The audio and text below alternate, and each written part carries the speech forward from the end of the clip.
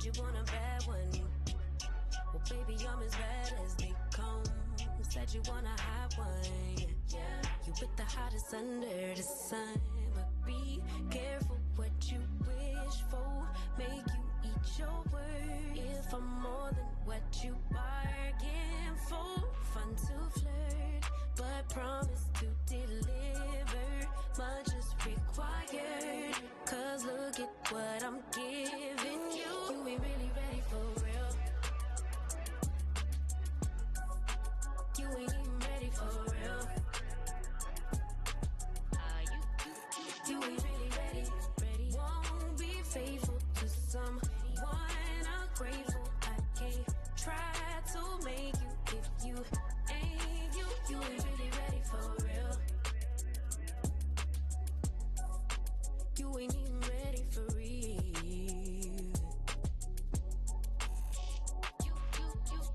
You said you want a real one. Well, it don't get no realer than the realest one. Baby, can you handle it? If you really want it, better come get you some. But be careful what you wish for. Make you eat your word. If I'm more than what you bargained for. One dessert, but you ain't finished dinner. Much is required. Cause look at what I'm giving you. You ain't really ready for real. You ain't even ready for real. You ain't really ready.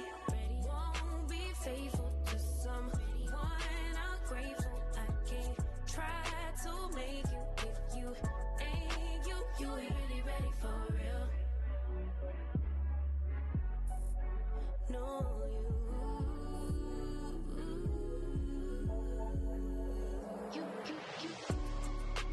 you'll never miss a good thing until it's gone. Oh, baby, you know you wrong. I know you gonna earn it right back. Say you changed, but baby, I know that's cap. I see reality, and the fact is you ain't really ready for real. You ain't even ready for real. You ain't really ready. Won't be faithful to someone ungrateful. I can't try to make you if you ain't you. You ain't really ready for real.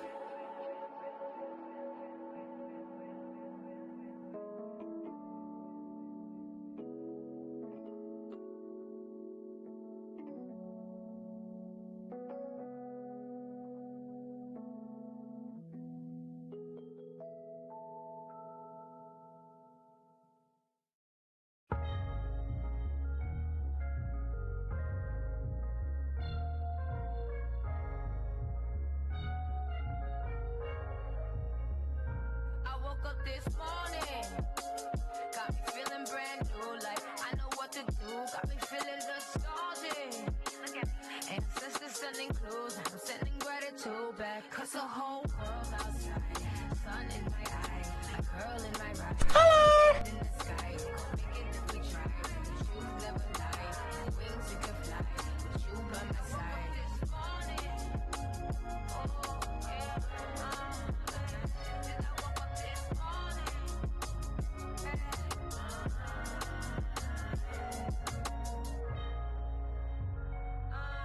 Not every day is easy, but I'ma keep it breezy. Not every day is easy, but I'ma keep it breezy. I'm like a caterpillar turned into a butterfly. I'm on the grass, it's always greener on the other side. And we gon' make it out the struggle, though we traumatized. I used to take this life for granted, I apologize. So thankful I'm alive, this jungle I survive. I'm on a natural high, just like the east side rise. My ass is sunny side, it's up to you to decide. Get on my level, tell the devil go somewhere and hide. So world outside, sun in my eye, a girl in my ride, head in the sky. We gon' make it if we try. The truth never lie, and wings you can fly with you by my side. This morning, oh yeah.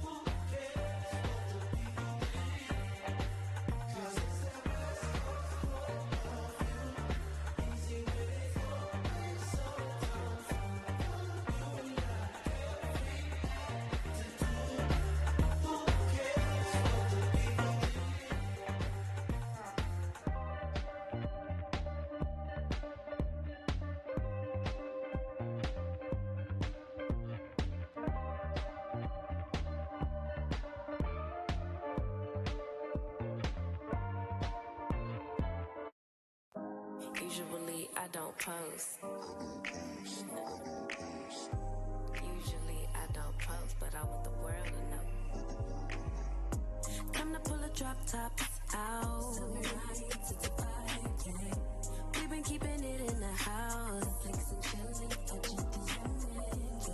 Didn't want to share my love till I found someone I'm sure of. Young and untamed. I've been out of range, keeping it low. But I wanna be bold with it. Don't care who we told about it. Wow, baby, got a hold of it. So let love unfold tonight. They'll be calling us gold. So rare with it. We could let them stare at it. Now I'm prepared. Instead of love fall out since we ain't going away. So tonight, baby, meet me. Timing's right. Our romance will be. Can't deny. I love the things we do when it's just us two. But tonight, baby, meet me outside. All right, everybody, welcome on in. We are doing some more Lego today. This is Friday. Thank you very much for being the first one here, Neon Traveler. I really do appreciate that. Took me a second or two to figure out, well, first off, to get my camera set up and whatever, but took me a minute or two to figure out what I wanted to build today. We are going to do set number 76416, the Harry Potter Quidditch trunk. We'll see how far we can get in here. It says 3 trading games on the box. I don't really have much clue what that means, so I'm not going to worry about it too much. Looks like we can actually potentially fire things out of stuff, so we'll just have to see where that goes. And there's some pretty interesting details on this one. It's an interactive type of set. And that said, we can just open her up and get started, I guess. So if anybody is not too thrilled with the music, feel free to let me know. We can always change it up. I figured I would go with the R&B Essentials list today from Epidemic Sound. I'm not always an R&B kind of person, but it does make some nice background that's got a bit more heft to it. Quidditch Legos! Yes, Quidditch Legos indeed, Zerk. Welcome hello in. there! For those of you that are a little disappointed that you're not seeing some of the DC Crew Minecraft today, you really should be watching people like Wolfen, absolutely fantastic streamer, and if you're not following them, you should be. So my recommendation is to multi-park whenever you got the chance. Hey Killer Panda, welcome on in. Looks like we've got some stickers. Go with this. That's good, I'll set those aside for now. And some basic stuff. 2, 7. Okay, so it looks like we got 7 bags today. Leave bag 1 here. That's what we really need. Now put the rest back. 1, 2, 3, 4, 5.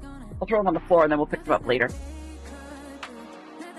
There we go. And a nice thick book. We're going to use the digital instructions in the top of the screen, but you can see we've got some good stuffs. I mean, I could use the book itself, but then that tends to get me working off camera so you guys don't actually see what I'm up to. Alright, so actually, yeah, I'll leave that one off screen. Put that over there on the table. I'm finding that it's a little easier if I just sort a little bit and then just get right into building, as opposed to actually putting everything in fancy little trays. I'm going to use that when I need to clean up so that I can actually get back to a normal stream desk, but otherwise, might as well just leave it there. So it looks like we've got the Quidditch robes in little boxes. Those are kind of nice. Then first one up is Harry. He's got his head. More heads and stuff. Girl's hair.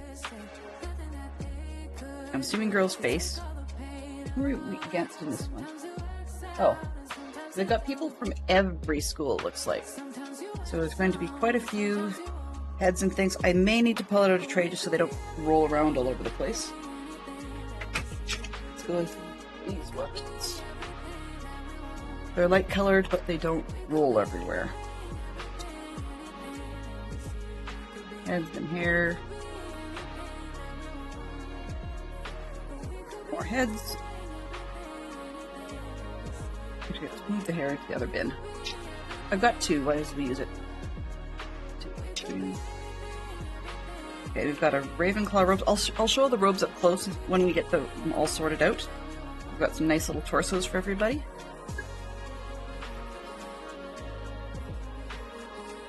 Love Harry Potter. Such a great book.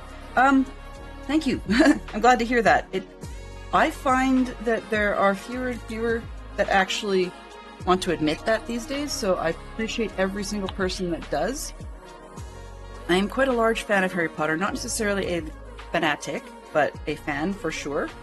And I probably shouldn't have closed this till later, but, you know, addictiveness. So we've got some brooms. And why am I... It feels dark on this side. I'm really bright on that side. I wonder what I did with my lights.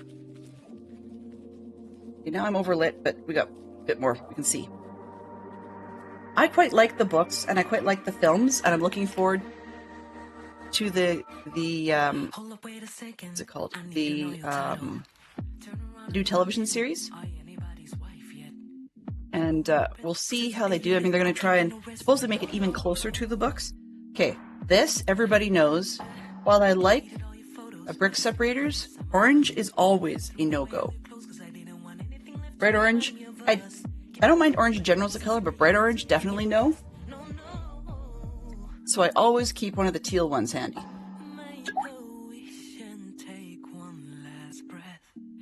Morning, Mama Bear. Welcome on in. And welcome. Oh, I'm sorry to hear that. Yeah, it seems to be going around. There's actually quite a few in the communities I'm in that are not feeling their greatest in the last few days. Some for food reasons, some for just generic health reasons, or they brought back bugs because they were, working too hard and all that. Some days I feel like I'm hardly working while everybody else is working too hard. All right. So I'm not a Lego Knoller. Never have been, never will be. The kind of person that sticks everything together. My exceptions to that are things like if I actually cannot find a part unless I do that, then I will do that. But by doing that, I've got a visual spatial thing, I guess. I'm just going to take this the other way a little more. Visual spatial thing where I just, if I've stuck them together like that, I start to not see the part for what it really is in the shape. I start seeing the shape of like whatever I'd stuck it together in. That doesn't always work.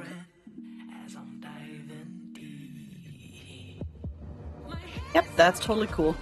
Puppies are awesome. Puppies are so much fun. I mean, there's a lot of work with puppies, but they're still totally fun to play with. Okay, so we've got that one. More heads. More heads and more stuffs. I finally got smart and changed out the trash can in my office. There's more pieces. There's room for more trash. Okay. That's kind of cool. It's like a little flat top. Heads. Here. Okay. Snitch. This is cool. We'll get a better shot of that one when we actually get to that spot. If we get to that spot today. A lot of little black wrenches.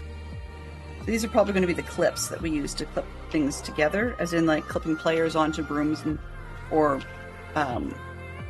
rings onto stands and so forth. Now, I don't roll to the first set of instructions that simply shows you open the bag and sort it, which is kind of dumb. Like it's a sort of a nothing instruction, so I don't worry about it.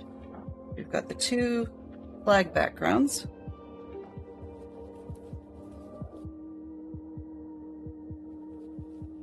Yes, indeed it is. We've got ourselves the golden Quidditch cup, which is pretty cool. I like that. Gonna look really good when we're done. Okay, and one more bag of bits and bobs and stuff. Okay. They better have an excuse, because I'm seeing... Oh, okay, never mind. I was going to say I was not seeing a background for Hufflepuff, but I expected it to be yellow, which they were smart about it, and they made it black. There's the black one. And then we've got the blue for Ravenclaw. And for those of you that are unaware, I tend to subscribe to being part of the Ravenclaw house, but it's like Ravenclaw with a minor, I guess you could say, in Gryffindor. In spite of the fact that I haven't done a whole ton of reading in the last little while, can be very detail-oriented and thinking of 30,000 things all at once.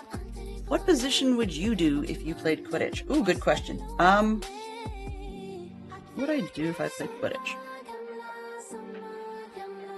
Honest to goodness, I would probably try and get half decent at using the quaffle. and being one of the major basic players.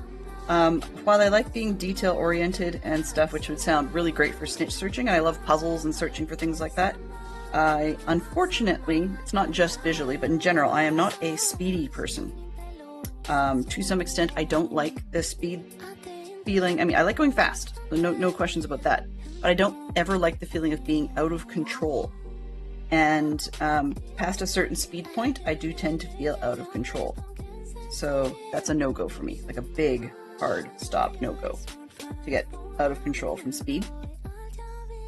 So yeah, that'd probably be my thing. I'd be a quaffle person. Not the goalie, because I don't like having stuff thrown at me or toward me, or having my job to be intentionally get in the way of things. In spite of the fact that, mildly funny, I've just recently designed an activity for our youth scouts to actually do precisely that. So, yeah, in a few weeks, we've got a provincial event coming up for them. So, like a state level event, basically, for our youth.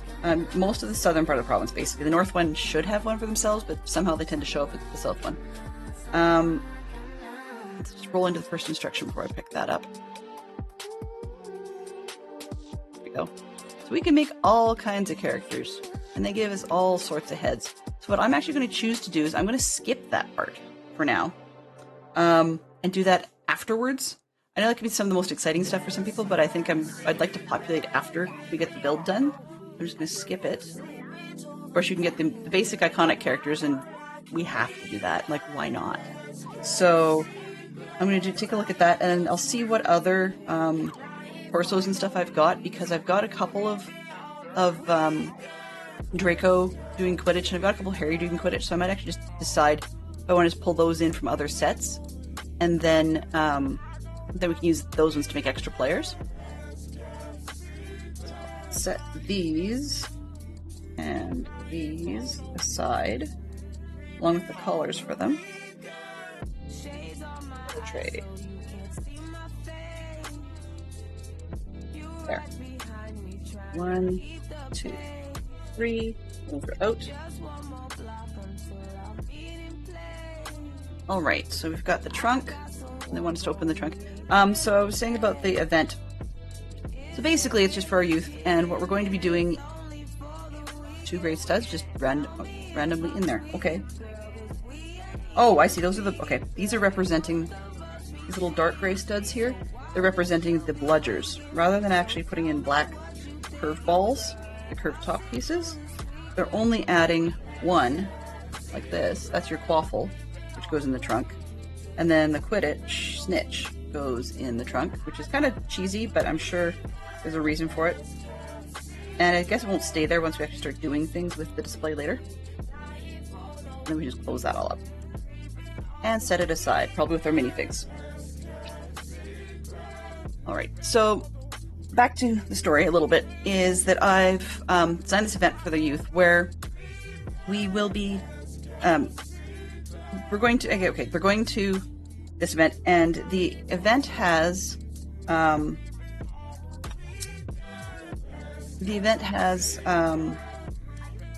many different groups of our youth. So in the American group, the Scouts BSA, I believe there is equivalent to Cubs, or Wolf Cubs kind of thing. Ours is the 8 to 10-year-old set. I'm not really sure what the direct equivalent would be in the US, because they've got some more divisions than we do. But in our 8 to 10-year-old set, we have what we call Cuborama in my province. And so our Cuborama is being, this year, weirdly enough, organized by my local group, but most of the time it's passed around. I mean, we had COVID break and such. But so the event also has every one of the groups bringing an activity. And for the activity, for our group, we decided the theme is dragons and Vikings. Unofficially, basically, it's How to Train Your Dragon theme. But officially, it's dragons and Vikings. Part of the reason for that was that there was supposed to be an event for the adult leadership in the summer that was going to have a similar theme, and this allowed, because it's May now, and we're going to have our youth event in June, we thought, the leadership would probably like an opportunity to be able to double duty some of the costumes and stuff that they're making for the event. So anyways, with his theme, our group has to bring an activity, and so the activity our group has decided is we're going to do sort of kind of like a castle siege type event, where the youth and their associated scouters from their group, so when you arrive at a station, you get to build stuff. When you arrive at a station, you do an activity. That makes no sense when I say it that way, but I'm not sure how else to explain it at the moment.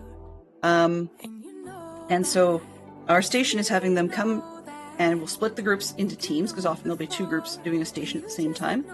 We'll split the groups into teams, and then each team is going to have to take a bunch of buckets. I can't remember if it's 6 or 8 we settled on. I think it might be 8 buckets, and like the 5-gallon pails sort of deal, the nice big ones, and set them up in some sort of wall or tower.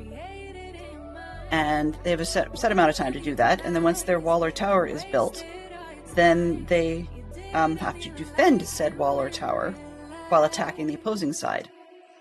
And when they do so, we're going to give them the large sponges you would use, like sort of peanut-shaped ones that you would use for washing your car. So those sorts of things, and a couple extra buckets that have water in them. So the idea is that they get to soak a sponge and then throw it at the opposing team's wall or tower or whatever it is. But at the same time, of course, the other team is doing the same thing to their wall. And so the youth are encouraged, and the leadership encouraged to, you have to throw it at the wall. Our station managing members will be watching to make sure nobody's throwing it at each other, because that's actually not allowed. But you have to throw it at the wall. But the players are encouraged to consider diving in front of these water-soaked sponges in middle June, right? So we're encouraging them to do that as a way of protecting their wall. And this has another one of the things.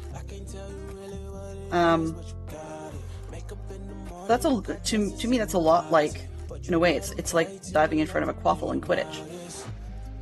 At least that's how I see it.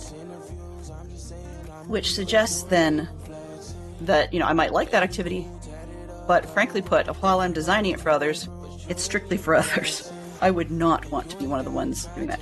And people are allowed to catch the sponges and throw them back and whatever, but I mean, if you catch it, you're pretty likely to get splashed with, or catch or block, you're likely to get splashed with water. And if you throw it back as such, it's not as heavy or as wet when you're throwing it back to the other side. And the idea, in theory, is to knock down the wall or tower that the other team has built. But it's not just a complete knockdown, so I mean, we'll have a timer on it, and we're actually awarding points for the level that the buckets are at. So in other words, the taller the structure that gets built, the more points it could be worth. But at the end of a set time, or if both structures completely collapse, then points are counted. And points are deducted for every bucket that is not standing when you're done. So in other words, if someone built let's say a 3-level tower, the buckets on the ground would be worth 1 point as long as they're standing. And then buckets on the 2nd level would be worth 2 points, and the 3rd level would be worth 3 points. But if during the course of play, if the buckets get knocked off, of course you lose that set of points. It may sound like it would cascade down and we'll have, 0, which is pretty possible. But the other possibility is that you would get, if you bump a bucket with these sponges, rather than actually knocking it down and it just slides down to the lower level, then you've still managed to subtract 1 point from that team, because it might be a bucket that slid from the 3rd level, didn't quite get knocked off, and managed to sandwich itself on top of one of the buckets from the 2nd level, in which case that 3rd level bucket now would be only worth 2 points as it's sitting on the 2nd level. So it sounds complicated, but it also gives us the opportunity to add, bonuses and penalties and things like that. So there are some pretty severe penalties for actually throwing sponges intentionally at other players. Rules in Scouts Canada do not allow us to throw anything remotely, to have anything projectile of any sort going towards any humanoid. And I kid you not, I use the term humanoid intentionally because we're also not allowed things like having target games with pictures of people on them. So we could actually lay siege to the dragons, if we wanted to do that sort of thing. But we can't actually, lay siege to and throw things at the Vikings. Go figure. I mean, it's kind of ridiculous in some respects. The idea being that there's no possible interpretation that would allow people to think we are encouraging youth to learn to, be violent towards other youth. That's really what it is. But there's plenty of scope for things to do in the middle. So if any youth or adult is caught throwing sponges directly at other youth or adults, like to intentionally get them, then they are removed from the game. And there's a possibility that there may be points taken or points re-awarded to the other team if that person's behavior had warranted their removal. So it's just that sort of stuff. I know it's dark to talk about that early in the day, but I guess I should build it before I put it on. It might make sense. Follow the actual instructions. But I mean, it sounds kind of funny. There are exceptions to that. So for example, if we can generically prove to the satisfaction of the camp's medical team that we are not going to be having people throwing things at each other's faces or something like that, and that it's a wet water-soaked sponge that generally can't hurt anybody, nor would it be something that would be potentially used as an average everyday projectile, like we're not teaching them to use a slingshot or something, then we generally will be allowed to get away with it. That's partly how this particular activity is allowed. That said, if we end up with time left at the end of the activity and the group doesn't have to move on, then there is definitely allowed space for potentially having an out-and-out water fight. It's just that during the coordinated activity, we're not supposed to allow them to attack one another. Which it sounds kind of funny when you do that, but I don't know. I don't write the rules. Yeah, you should like that in the nice heat. Our backup plan is, if it's not warm or if it's rainy or something, is twofold. One, instituting a rule mandating which direction up the buckets have to point when they're stacked, so that the game remains fair and you're not finding a team that's getting stuck knocking down buckets that have filled with rainwater. That's not fair. The other thing we will do for safety purposes is nix the stage where you soak those sponges. The buckets will actually not have any water in them, and sponges that the person receiving or getting in front of has deemed too heavy with rainwater or whatever need to be wrung out into a bucket before it's allowed to be tossed back. The whole point to the water part of it was actually just to add extra weight to the sponges so that they actually have the inertia to be able to knock down the buckets, because we don't unfortunately have enough time, nor the interest of the youth, to be able to have people standing around waiting while the opposite team throws at the wall, and then there's no defense either in that case, so it's not a whole lot of fun. Okay, I'm just going to grab another one of these, and there's a reason for that. I just don't think I have enough space to really hang on to this one well while I'm placing that one. Give me just a quick sec. I have a few.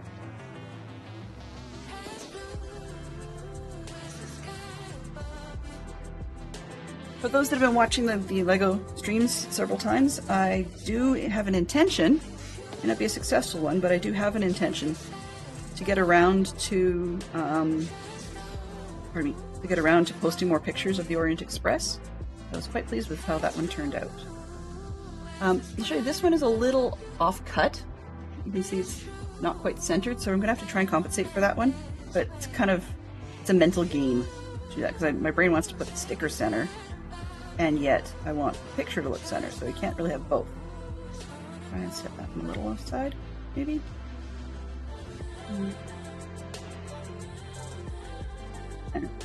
Top to bottom is fine, so like this, maybe. The sticker is definitely off center, and I think I can feel it a bit, so it might be slightly crooked. Yeah, it went slightly off the top. Just a little, but I'm not going to worry about it for what we're doing, because we just want to post the picture somewhat center, so that works. Alright, so this one will go right on that side. So, my question for you, Killer Panda, if you're still in chat. You seem to like the Harry Potter books, and you seem to be interested in the Harry Potter Lego. If you were to be playing Quidditch, what position would you take? Anyone else who's familiar with the series is welcome to answer that question. That goes for everybody. For example, as I said, I would be a quaffle player. However, quick rundown, I guess, for those that may need one. So Quidditch is a game where you can see... Oh, we don't have the picture up. Okay. There are 3 rings, 3 golden rings, above the ground at each end of the pitch. It's, I've heard it described as roughly the same size as a rugby pitch. I don't know for sure, because I don't know how big a rugby pitch is.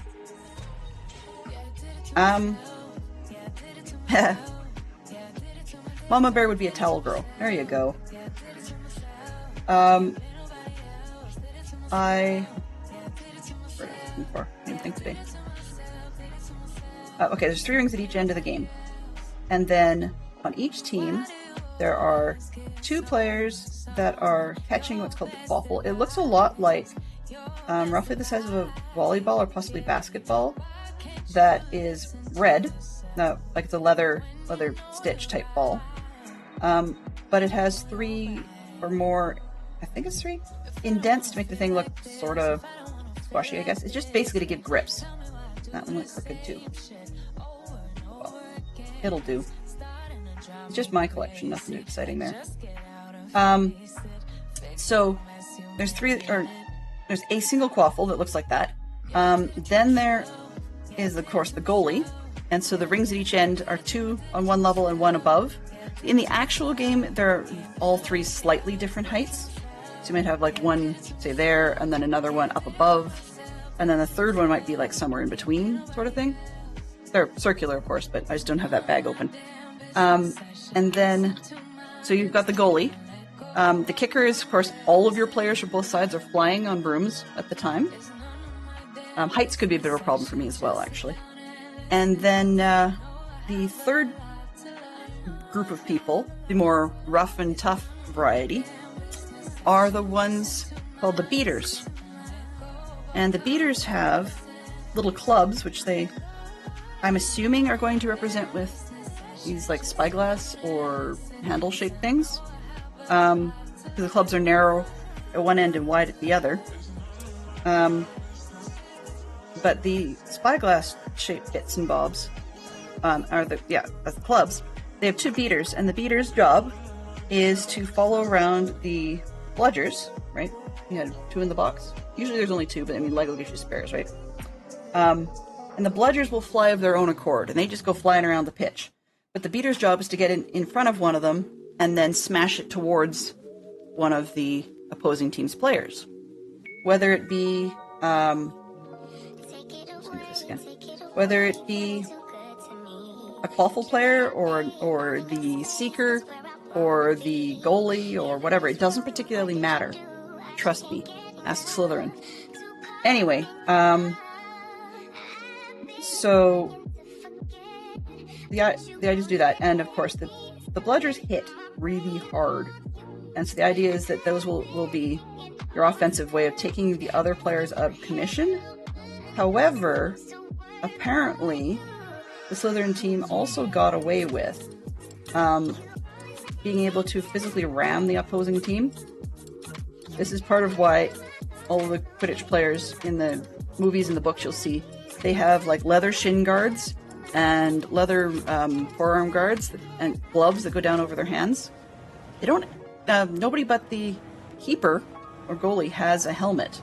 However, honest to goodness, it wouldn't protect them from much.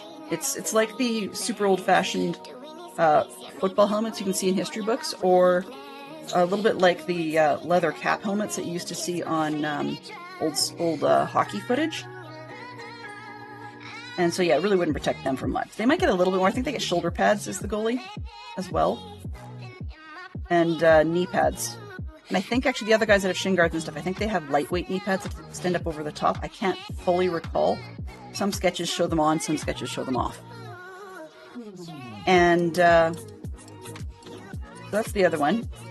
So those are the rather violent players. Sometimes you'll actually find descriptions in fanfic, which is kind of fun to watch, because I've seen, or not watch, read. I've seen a bunch of them where they just purely describe a game involving players from the books. That was hilarious to watch. I keep saying watch, but I mean read. I'm a very visual thinker, so if I keep saying watch when I mean read, you may have to double check me, because sometimes it's actually literally what I visually watched. Other times it's I read something and I picture it well enough in my head that's like I'm watching it. So, yeah. Anyway, so I've seen people describe them, and in some of the games, you'll get, I guess, quasi-friendly beaters that are less about taking out the other team's awful players who are going to be scoring goals, and more about taking out the other team's beaters, so that they won't have any of the bludger balls coming back in their direction. Personally, that's my taste, but, you know, can't always count for anything. I mean, in the movies, they've taken out Ron as the Quidditch, what was the word I was saying? Keeper for Gryffindor. They've knocked him out, and they've also sent them after Harry. I mean, you know, that's, for lack of a better term, it's the name of the game in the Harry Potter books, right? Hey, Fantastic Sherlock Fox, how are you doing? Hello. Probably stuck in a meeting, but good to see you. So in those situations, you know, you can see some very benevolent bludger players. Then the last and final player, so we've got, you know, a six player field going on. The last two players, I guess, is one per team, are your seekers. They basically don't have to do squat on the field, except dodge the bludgers so they don't get hit. Generally stay out of the way of the waffle throwers. And all their job is to chase down the little self-flying snitch. That's it. And the self-flying snitch can go, I would say, it seems to more or less stay in the Quidditch field, but it could generally go anywhere. And so the seekers have to find that. And that's one where sometimes I wonder if there's any point in even attending the games, because the games aren't over till somebody finds the snitch. But the snitch is worth so many points that the seeker players really are stars of the game in a lot of cases. On the other hand, though, if you have a team that is absolutely terrible versus a team that's half decent, you may actually get a situation where your seekers can make it through, can take long enough that the other team can actually score enough goal points, although it's incredibly unlikely, because the seekers score, I think it's like 150, whereas each of the Quidditch goals with the quaffle through a ring is only worth 10 points. So you really need to, you know, like it's like a 15-0 game to tie the opposing team's seeker. And that's, as far as I know, never happened. So as for an on-the-field person, I would probably want to be a quaffle player, just partly because I'm terrible at baseball, absolutely dreadful, which means that, you know, returning the quaffle is probably a little easier because those balls are larger and fly slower. But the large, like hitting the bludgers, I couldn't aim to hit the thing in the first place, let alone send it toward anybody. But yeah, Mama Bear says she wouldn't be a Quidditch player. So maybe a Quidditch cheerleader. There you go. Would you even be... Actually, here's a better question. Given that this sport can be, I guess, somewhat soccer-like in how you can enjoy and watch, or it could be kind of rough, I don't really think there is a comparison. Maybe baseball when they try and hit the pitcher or the first baseman. Would you even watch the game? That's another question, right? Like, I know that there are some in the Potter series that seem to be just generally uninterested in sports altogether. Then there's some that are nuts for it. You would go watch and cheer? Okay. I would love to ask outside of the Hogwarts four houses what teams people would be interested in, but frankly, I can't remember too many of them. I only remember 2, I think, which is kind of sad because I think, who was it that in the after books did it? I'm trying to remember. I think Ron went on to be a Quidditch person, and I mean Ginny did too. I can't recall entirely. Okay, so brooms, they're not for the players, they're for the wall. Sure, I can handle that. It may be for the players later. But just before we do that, I'm going to show you guys. There we go. So that's the completed wall with the 4 house banners. But yeah, outside of the 4 house teams, I only remember the Chudley Cannons and the Holyhead Harpies. And I know there were a whole bunch more.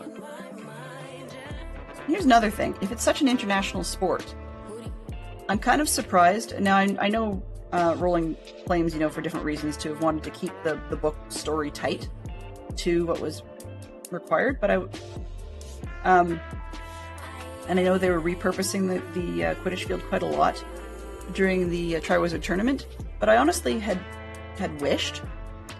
Oh. Yeah, okay. I had honestly wished that the 4th book, where you had students from other schools, I kind of wish they would have also had a school v school, all-star Quidditch tournament. I think that would have been fun. So in other words, you have the single champion that could win, but then the younger grades don't, aside from the excitement, they don't necessarily get to participate or even care. Whereas I think if you put the schools v each other in Quidditch, I think that would have been fun too, because it's international when you get to the pro leagues, right? So they have, for example, the Quidditch World Cup mentioned in some of the books, right? And so it just would be kind of interesting to have seen, would the, if your all-star team from Hogwarts, say, had a bunch of Slytherins on it who were known for being rough and definitely aggressive players, what would the game have looked like if it had been up against, say, the, what's the team? What's the school? I was going to say the Kharkov teams, but drawing a blank here now. The more Eastern European team. Cool, yeah. Anyway. Because Beauxbatons was the French one. Why am I drawing a blank today? I'm going to blame my ADHD. There we go. Yeah. We'll pretend that's the reason. At least I'm going to. But I'd love to have seen Victor Crumb. He was known for being a Quidditch star. I would love to have seen him and his schoolmates as an all-school team and just see how that would have turned out. Particularly if you hit Durmstrang. Thank you, Fox. That would have been a really interesting one. And I mean, because Victor Crumb supposedly was already playing pro Quidditch, even though he was still in school, then it would make me wonder, okay, well, would they do a little bit like the Olympics have done in real world, where in many sports you're not allowed to have pro players as part of your Olympic team. So that was actually a bit of controversy a few years ago when it came to for hockey. They didn't want pro players in there, so the all-stars that would end up being, that are pros in the US or whatever, would end up being on their home teams, and people felt that wasn't fair. Another spot where that happened and was more notable, in the news, at least up here, was figure skating. So those that spend their career all year round going and doing ice shows and stuff, one would say they get more ice time and practice to do some of the bigger point rated things and more extreme rated tricks by the fact that they are doing it day in and day out as their job. Okay, spares. But my normal Spurs bucket had a bolt in it for some reason that I don't even know where the bolt came from. Alright, bag 2. So this is what bag 1 finished up. It looks like our trophy storage and supplies wall. 2.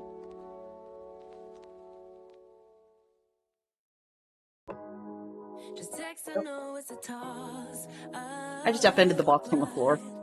I hate the fact that we lost such It's okay. I knew what you meant.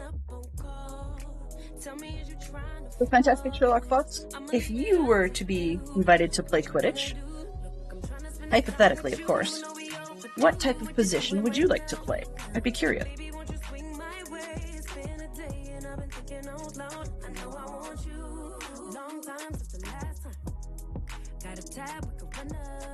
Another thing I thought was just kind of interesting in the books and movies was that in the World Quidditch Cup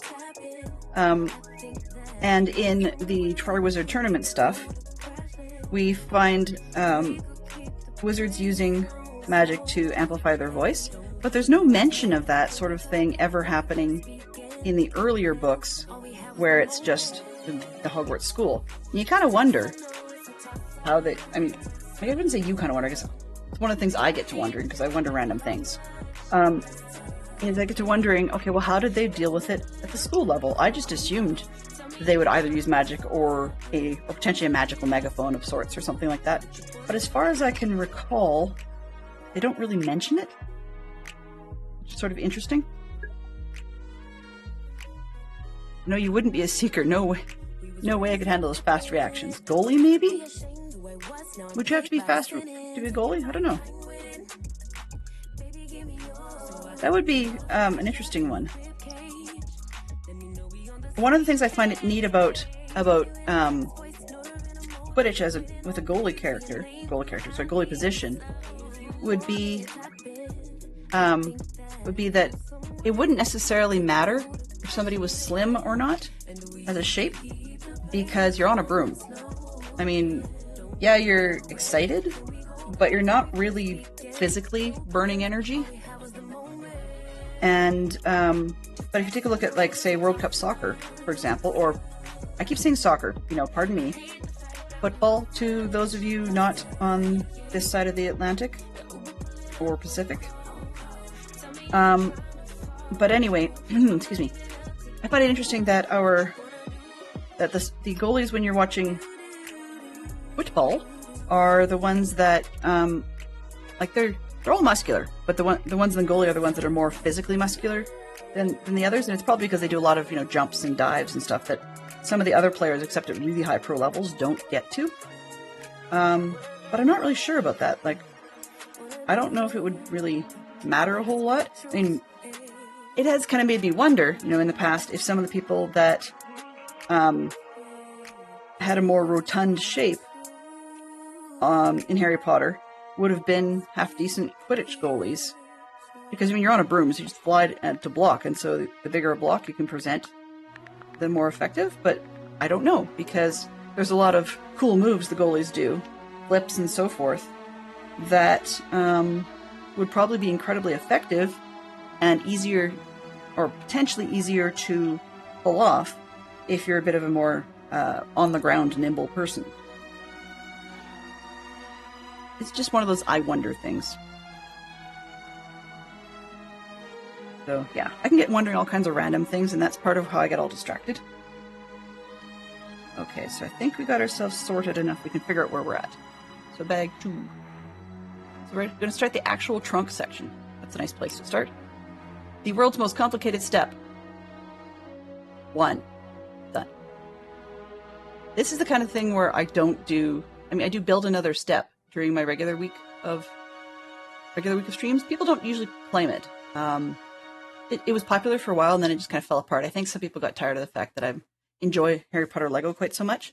But in any case, during the stream, I was going to riff off of another very good streamer by the name of Maribel Jade, who also does Lego building in and amongst her Minecraft stuff. For her, it's much more popular. And there's reasons, like other reasons for that. She's definitely much more into the scene than I am. not just Harry Potter, she likes other themes as well. But I found that the sets I'm building, as you guys can clearly see, oh, and I didn't sort the other bag, silly me. It's like, where's the piece? But as you guys can clearly see, that some of the steps we have here are really quite short. And so the redeem that I was going to riff off of that she has is actually called Build Another Step. And she usually changes it up on the fly to say, okay, well, that was kind of a ripoff for your channel points. Then we will, give you a couple of steps or something. Other times she will do, just one very involved step. And I'm just not organized enough to track that effectively, enough to make it, at least for me, to feel, for lack of a better term, value for point. Sort of riff off the idea of value for dollar. I'm just not that good at it. So what I chose to do instead was to what did I do? 1, 2, 3, 4, 5, 6, yes. Oh, actually read things properly. So these on each end.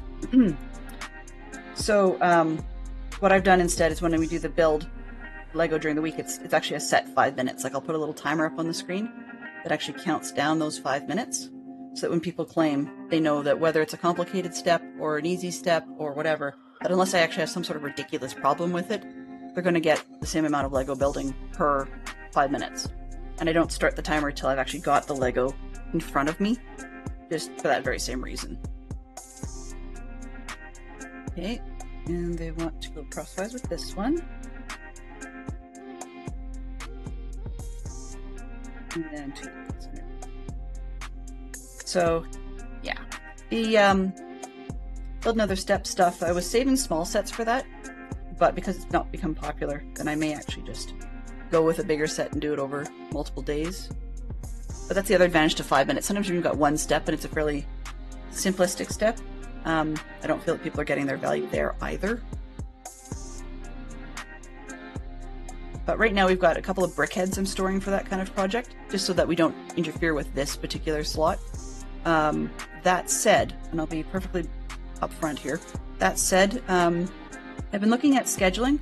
This week was sort of a bit of a litmus test for myself to see, with Fantastic Sherlock Fox starting a new location of employment, I wanted to see if I could actually get up early enough consistently, because I'm not an early bird kind of person, but get up consistently so that I could actually, see the kids out the door and whatnot. I'm not super helpful in the morning, and so I tend to stay out of the road because they've got a routine for the most part. I mean, we'll see how that changes as time goes, but anyways, where I'm trying to finish that thought is to say, oops, let's put that on screen a little bit over there. That I was looking at the scheduling of when I do my streams and what I do for each of the streams, because I've been doing a little bit of a fly by the seat of my pants thing the last little while. Not just because with time insensitivity, that's not the word. You'll hear it called on the web time blindness, which I don't think is a correct assessment either. I would say maybe time perception inconsistencies, maybe? Anyway, the point I'm trying to make is, with those, that sometimes it's not just that I'm always starting late. That's a me thing. 2, 3. But more accurately, I was looking at when the slots are. So if I'm getting it more consistently, then should I consider making the attempted start time a slightly different hour? Taking a look at scheduling from within the Streamcraft 73 community and associated streamers with that. People who have a regular slot, but they may or may not necessarily want to qualify themselves for the Streamcraft team. And I just recognize that I don't have a problem with people streaming at the same time as me, but I don't want people who are only able to have one stream at a time on, say they're on mobile or, work commitments or something. I don't want them to have to feel that they have to choose, that they can't, that they don't have the ability to double park. That's really all it is, you know? So I don't mind if people stream the same slot as I do at all. But that said, you know, if they have to choose, then you look at the content, right?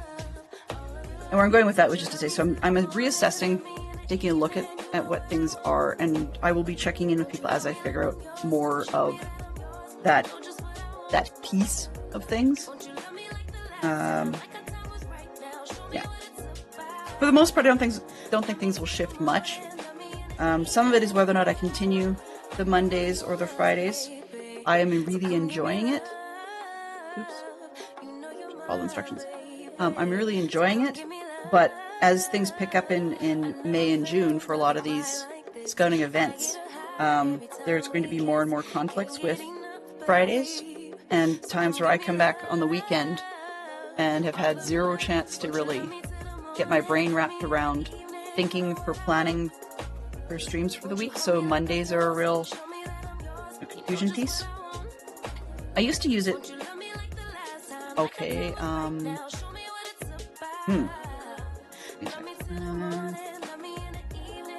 think it's on this side. So yeah, Mondays are a little bit confusing. Sometimes I come back from camp and I'm just burnt. As in, like, the brain she no worky. And I get really spacey, and even meds don't help at that point. So we'll just have to see if that's something that I want to, make changes to the schedule or not. I'm going to try and talk to Fantastic Sherlock Fox this weekend and see what his thought is on that. So yeah. Many distractions here right now. A crew here working on some stuff. Dogs barking, general chaos. Cool! Distractions can be amazing. But yes, I follow. We're going to have a crew. Actually, that does bring up another story for me. Minor one. We've just recently decided to approve the installation of air conditioning here. Well, actually, a heat pump, to be honest. And so cooling to our house. And so there's going to be some crews and stuff coming. I don't know when. But yeah, there will be some days. And they'll be doing a lot of like coring and cutting to the concrete. So those particular schedules will probably either have to be shifted or canceled. So we'll see when that's another piece of the scheduling that I'm not in charge of arranging for our household. So it's not a piece that, that might be a good element for me to work in if I'm going to be making any shifts and changes to scheduling. But yeah. Yes, and I will definitely let the mod teams know what's going on, because technically we're not an exciting enough channel to really worry about having any collisions with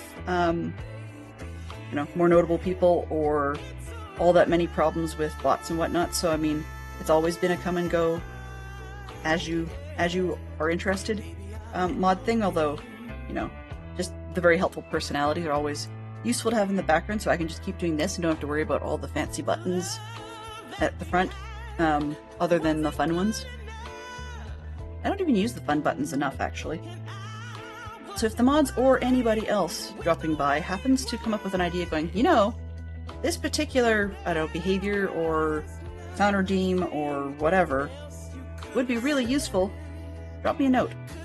I'm always in the market. I have a slowly growing list of things that I've randomly on stream shouted out, yeah, I'm going to do this, or I really should do that. And then the vast majority of them don't get written down, which is why I forget to do things. But the other... Maybe I should riff off Jade's channel there and do a Discord channel of the "Hey, you forgot this" thing, and then just put a whole bunch of stuff there. I don't know. We'll see. But anyways, so I'm always looking to freshen things up from time to time. I'm still even trying to get my brain around what I want to do for a theme for Minecraft when 1.21 comes out, because the Dadcraft servers will be resetting. And I love that community, so I don't think I will back away from it. But that said, one of the things that triggered me to go and deal with things this year is was having huge imposter and inadequacy I don't know, beliefs, thoughts, whatever, And so, did I do that twice? Oh, I rolled too far. I didn't do the opposite side. Silly me. Okay, so we got down to this one. We are correct. All right. So then, so anyways, the point to that was that I still need to figure out my theme. I've got a couple ideas, and the other part of it is I come up with big base ideas that are not. I'm a stay-at-home person, but I'm not speedy enough in Minecraft, I guess, to get. Yeah, no problem. To get what's the word? Well, a whole lot done, I guess. You know, it's a lot of like all verbal and no go, I guess. So I'm trying to find a thought that, or a base theme that is a little bit more doable, but also one that I can remain fired up about over the season. And that's always a challenge simply because, as I said, big thoughts, big plans. Last season, so not the current season that we're just finishing up, but the previous season, with a book theme, like a more general mystery type theme, I was able to keep interested because I could pick many different characters, many different books. So it was a collected theme sharing. What is the word? Yeah, collected theme sharing bunch of individual builds.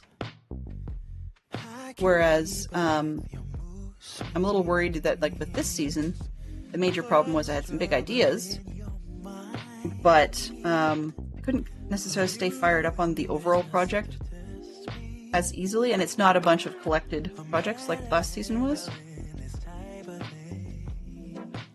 So I'm struggling with it, to be perfectly frank. Mama Bear is well aware. She's actually given me a huge leg up on a lot of the projects.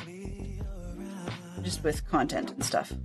In terms of, like, the current piece I was working on was a market stall, and I honestly thought this thing was just going to, like, rip right through, and I would get this piece done, and, I mean, the market is built. It's not populated or anything, but it's built. So I could leave it sort of content empty and move on, but it's not a shopping district for the server, right? So it's just a project.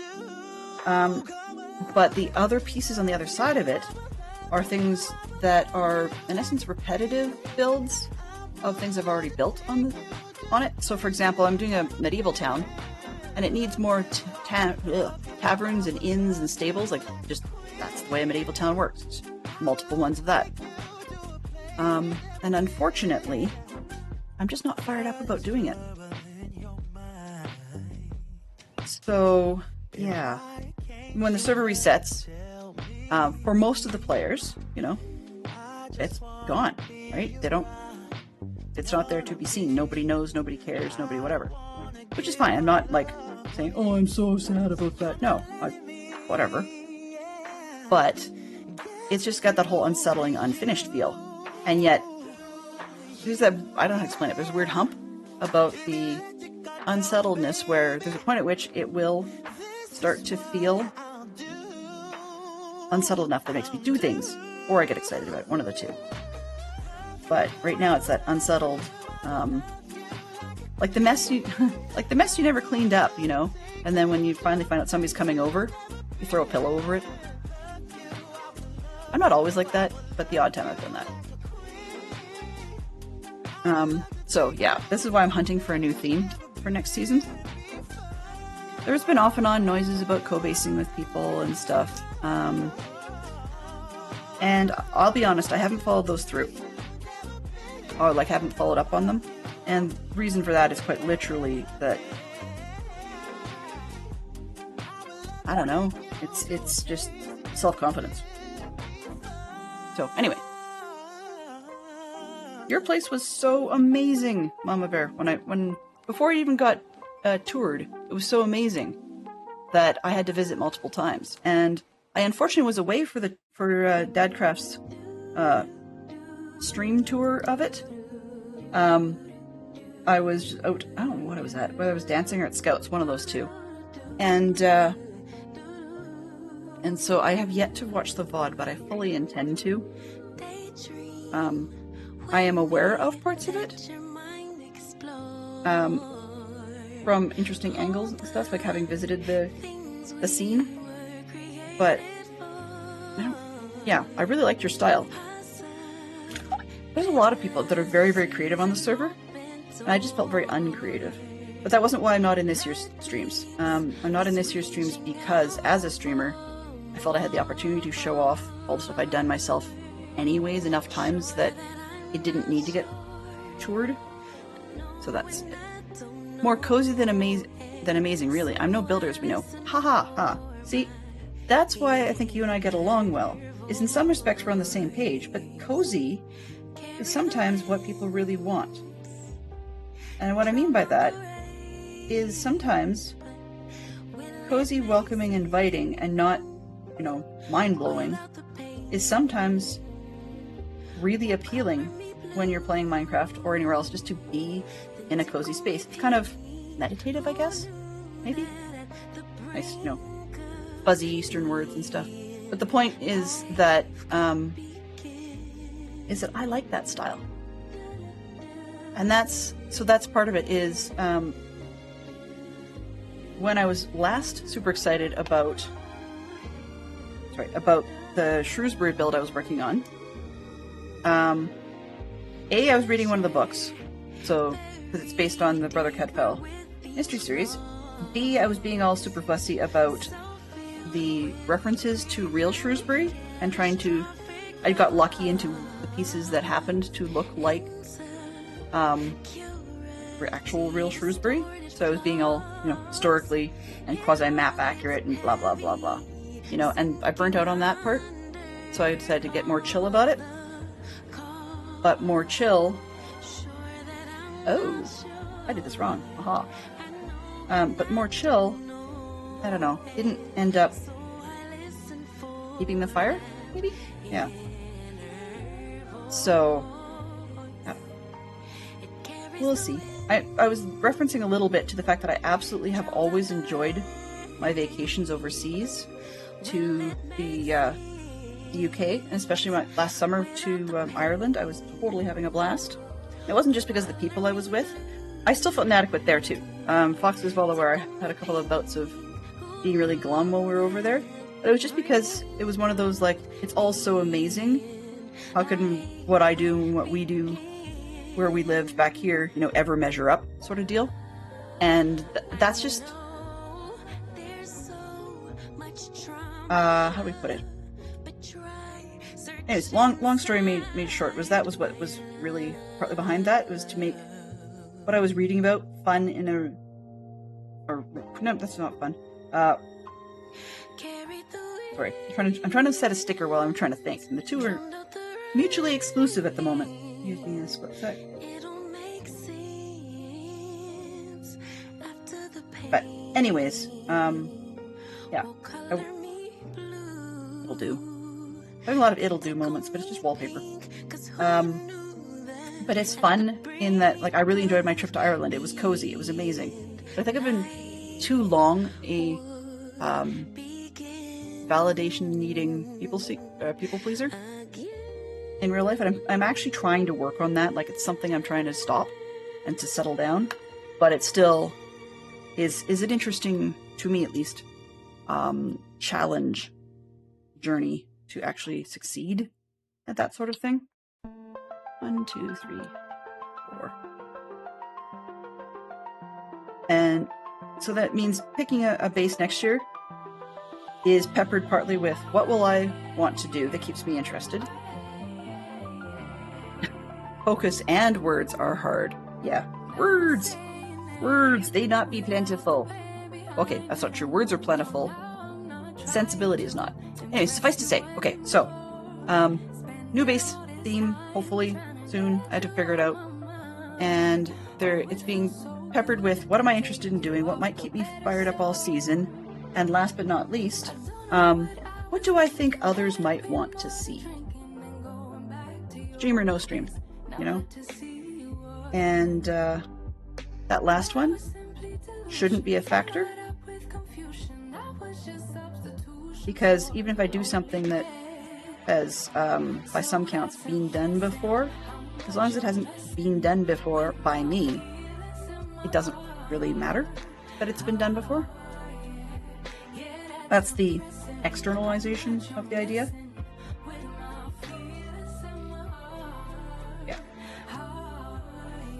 Which is why decisions like base themes are not something that I should be doing either A, on the fly while I'm in the middle of talking and streaming, or B, late at night when my focus pool is burnt, C, when first thing in the morning when I haven't built the focus pool yet, or D, when I have been busy enough that I got distracted and forgot to take the medication. Yeah. That's a new thing, by the way, but I'm actually finding that it's helpful. So, anyway. Okay, so enough of me being, dark and disturbing and ranting and whatever. Lego. That one. Paint off the edge. And then... way. Sandwich. A sandwich. Alright, here's the end of the wall. So yeah, Mama Bear, what sorts of things are hitting some, or anyone else, because I know there are other Minecraft players here, what sorts of things are you guys considering, just in loose notions, for your base themes? I'm actually curious for two reasons. One's conversational, and two, okay, this is the kind of thing so-and-so's into, let me see if I can find something different, just so I can be not copying somebody. And sometimes when people are doing that in brainstorming or sharing like that, sometimes I will come up with an idea that sort of may not riff off that per se, but I'm random enough that it might remind me of something else completely utterly unrelated. One of the other thoughts that, like, looking at this Lego has reminded me that one of my favorite builds, which I've yet to pull off of the Bedrock converted world, I guess. The one season I did on Bedrock, I did a fire hall. That was the one that most people would remember. Dungeons & Fox just focused on actually getting on more and building instead of just mining. But for me, a country estate house. Mama Bear's loving playing Stardew, so thought of modeling your base off that. But I don't think you can pull it off, so you're still adrift. You can model your base off that, or riff off that. I think that might actually work. Because if you think about it, Stardew is pixelated enough that it actually would lend itself well to Minecraft. The difficulty comes in the textures. Because they did an awful lot of interesting things with the textures in their pixelation. And that doesn't always lend well to blocking in Minecraft, because we have limited, right? But that said, it's actually has occurred to me, same sorts of things. For example, everybody and their dog does zoos, right? It's been done 6 weeks Tuesday. I haven't done one. There are a limited number of animals in Minecraft, and quite a lot of them that I would be absolutely frightened to go and try and get. So I don't have the skill to pull off a zoo, but it has occurred to me on multiple occasions to try and do a zoo, simply because I am absolutely loving, one of my chill-out games is Planet Zoo. And we'll be very soon, hopefully, spending some dough on Endless Ocean. I may, take a look at when it's going to come up in the budget later and allow myself to front load with some of the money I set aside from Twitch. I normally don't think that's an appropriate expenditure on my part. Other people may disagree from whatever they do with their Twitch funds, but for me it normally wouldn't be, but it's tempting. One of my favorite builds that I haven't brought over from the Bedrock converted world was the second build I did, aside from the Ghostbusters, was I had done a version of basically Harry Potter Lego, so we're back again. But in Minecraft, I tried to build a semi-accurate version of one of the Ollivander wand shops done in Lego. It was, I think it's a 2011 Ollivander wand shop set, and some of the choices I made were a little sketchy and so on. But the thing ended up being that in order to get the level of detail I wanted, the door itself was 9 or 10 blocks high just to go into the shop.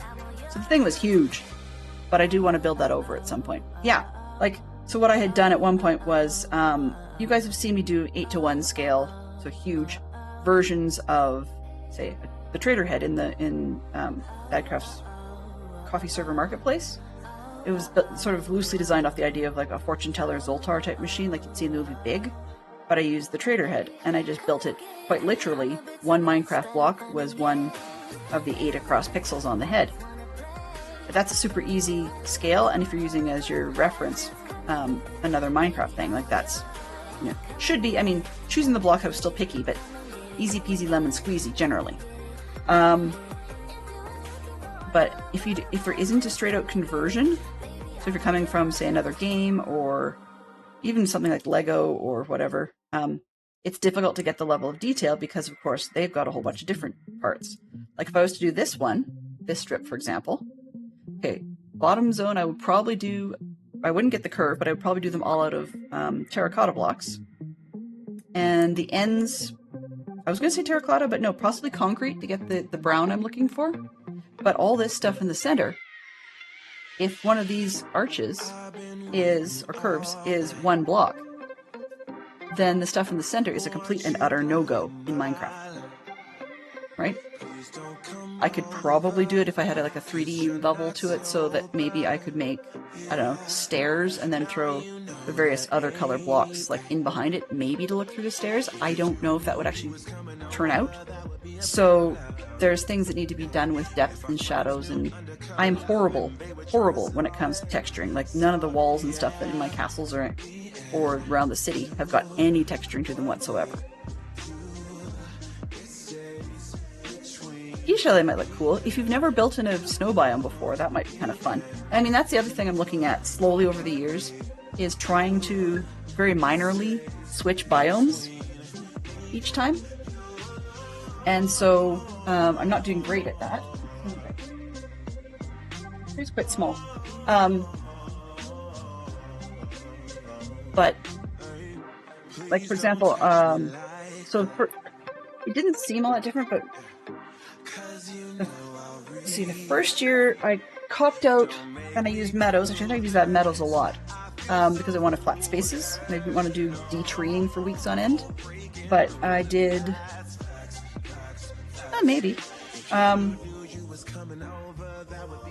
Lego build is an interesting place to start. There have been several that Dadcraft have talked about over the years. I watch a lot of his stuff, not as much of just about anybody else. But he's talked about over the years different people who have used Lego models as their shapes, or there's some that have done sort of like the mirrored bounce back thing where in Minecraft they have built versions of Lego's take on Minecraft sets. Does that make any sense? So that's always a cool option. And a lot of them start looking very much like you would expect a Minecraft build to be. So for example, people have done, wool shops inside a giant sheep head, for example. And then you take a look at it later, and the sheep head ends up looking a lot like what Lego chose to do for their sheep model. And the Legos have a funny habit of turning everything into a village, which doesn't always work for me, but, they do what they do. Where's I going with this? But I mean, as far as biomes go, I think last few I used Savannah last season, which is technically just a field in Africa in terms of stylings. So it's kind of not all that different. I've used meadows a couple of times. I think I used what was technically a spruce forest on Bedrock, but I cleared out a lot of the trees. So it was really the same thing in the end, like flat each time. So I've never outright built in snow. And I thought, hey, that would be cool, go build in a snow biome, intentionally. And I'll be honest, I chickened out because, first off, more importantly, this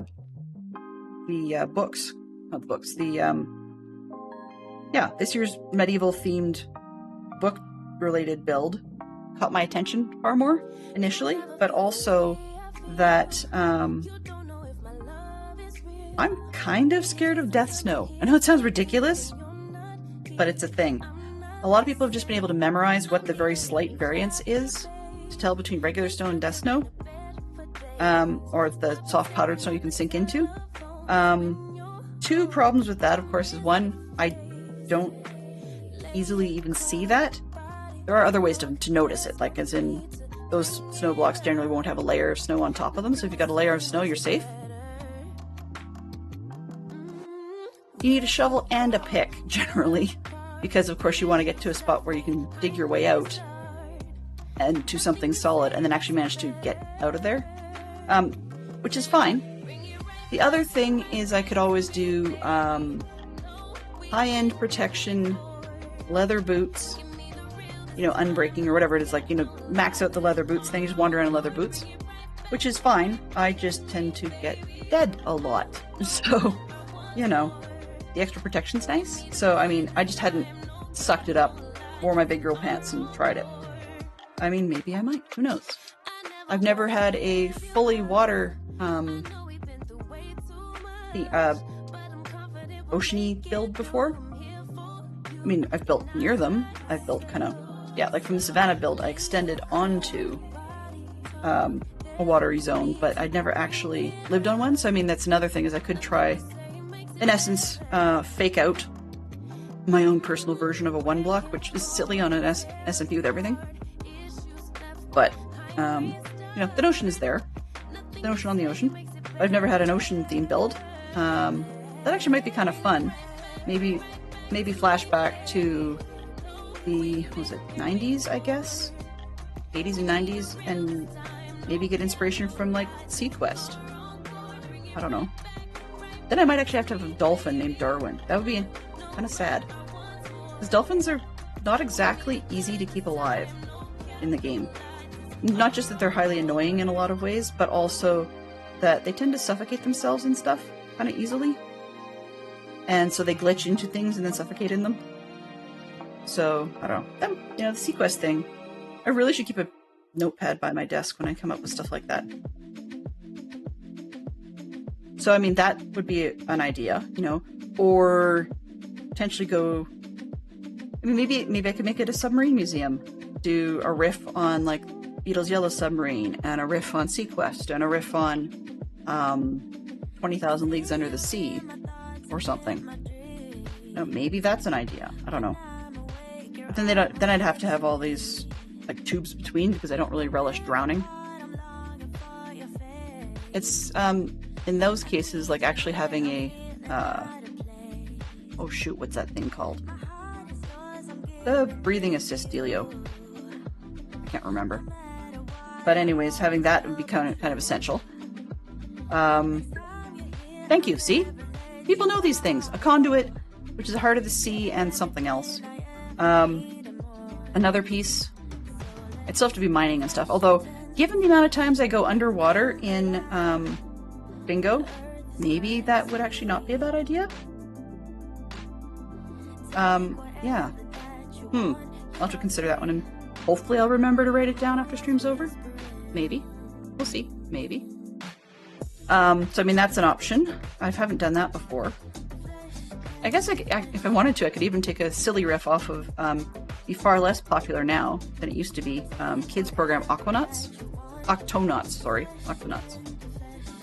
Because that was sort of very basic designs, basic colors, not a whole lot of super textures and stuff. So it might actually fit a Minecraft design a little bit better.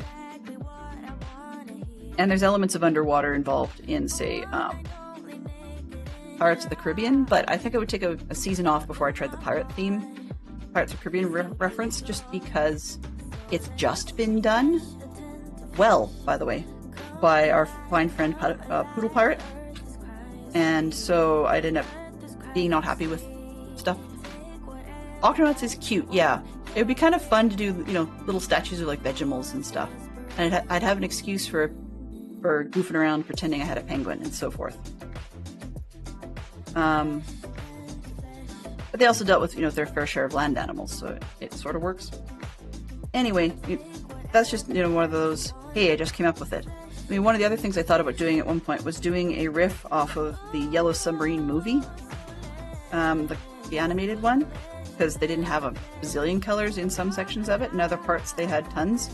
So it might be an opportunity to use some of the designs and patterns found in glazed terracotta in Minecraft. That might be a possibility. I don't want to drown myself in Harry Potter, at least not while I'm still doing a bunch of Harry Potter Lego. Just because, I don't know, I've got a limited... Oh. When did I forget? But, yeah, okay. See? I knew I forgot something. But yeah, I mean, I think there's plenty of other Harry Potter-esque themes I could do. There's a ton that have done, you know, a Hogwarts. There's tons that have done a train. There's tons that have done, you know, their own Diagon Alley. And on and on and on it goes. But the thing is, if I'm doing two themes that are very, very similar, then the viewership interest for you guys is lower. And my presenter interest is definitely lower. So, you know, that might be kind of fun, but I think I'll shelve that thought for a while to do, I mean, as I'm riffing off Harry Potter in that sense. But I was going with the Yellow Submarine one. The earlier thought was actually when I'm having a good day. Oops, got this pen. When I'm having a good day, then there are all kinds of bright, like cool, awesome, bright colors to work with in that concept. When I'm having a rough day, I could work on maybe, you know, the world of holes, or the land of the Nowhere Man. It's like a big fuzzy critter that was painting and doesn't really do much of anything. You know, and that allows me to branch out after that. Yeah, holes would be awesome. I know we can dig some. There's plenty of perimeters. But something like that would work. And then it would allow me to theoretically branch out to other things. Like, what else have we got? I'm trying to think of... yeah, but I'm sure there's probably references to other Beatles songs I could use. Things like Fool on a Hill. And just...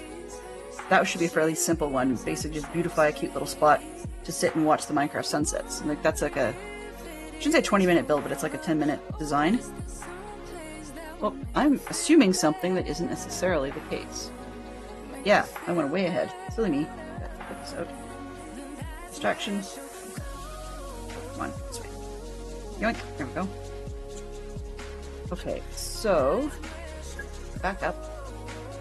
This one. A Beatles base could be fun. Yeah, I guess. I mean, see, that's another one of those things. I've got two or three different ideas now, and I swear by the time I'm done the stream, I won't remember. That can be a little bit frustrating, but, you know, it is what it is. One of the years I thought about doing a giant aquarium, and it would actually just not actually be an aquarium. It would just be empty space, but the problem with that was just that, you know, without actually water in it, it kind of sucks. And it wouldn't be actually putting fish. Odd. Sorry. VODs are funny. Everybody says, you need to watch your VOD for quality testing and whatnot. I find I do watch them, but I can never seem to watch them to actually, like, watch them for the content. I just have to do something else because I find... it's like that concept of could you ever live with a twin of yourself? I find that person so incredibly annoying. I would actually mute myself. But I know there's reasons and advantages and, you know, shoulda, coulda, woulda, and all that. But yeah, I mean, so the Beatles one is another idea that might work. Because there's other ones that you could do. As I said, Fool on a Hill wouldn't be too bad. Help could be amusing, just to have a reference to that by adding, say, crosswalks in the middle of nowhere. I wouldn't necessarily do all of Abbey Road. I would probably just mostly do like an asphalt road with crosswalks. And maybe some random buildings on either side. If I was to have amazing people like Zerk and Shay, or Zerk and Sashay, help me out by really doing a section for me, I would get their help to do a reference to Apple Studios, where some of the music was recorded. I mean, I could also even do a music-themed one, you know, but last time I tried to do something sort of music-themed, I made a mistake of deciding that I was going to try and build a violin, like, as in a massive violin, so we would be ants. That didn't go so well.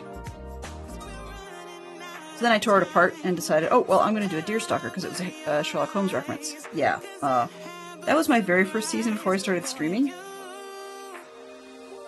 For the most part, aside from it being the season where bats got blown up and attacked by silverfish, other than that, I generally try to forget that season because I picked a really bad base location. It was one where I thought that, lovely little meadow, hey, this is incredibly flat. It'll work really well. That was the thought. It works really, really well. Well, it turned out that I didn't scout the area properly, and it had a ravine, I kid you not, less than 50 blocks away from where I started my major builds. And I was still learning, but yeah, that was a problem at night. I didn't have a bed. And then, of course, I started building a massive dome, which doesn't go well in terms of spawn proofing. Yeah, that was that one. So then I think the season after that, I did. I don't remember what I did, but did better. It wasn't quite so goofy. But the season after that, I'm trying to remember if the next one I went to. Yeah, I stayed on Java that year.